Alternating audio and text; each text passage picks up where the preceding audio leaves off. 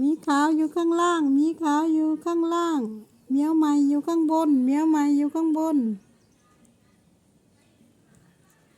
มีขาวสู้ยิบตามีขาวสู้ยิบตาจะสู้ไหวไหมจะสู้พี่เหมียวไหวไหมพี่เหมียวก็ชอบหยอกน้องก็ชอบหยอก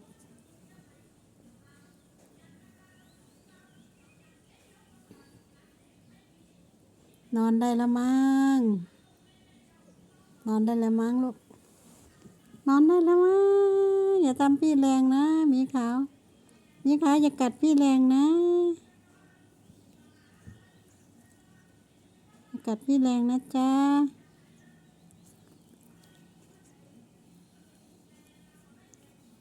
เล่นเมื่อยแล้วก็รับ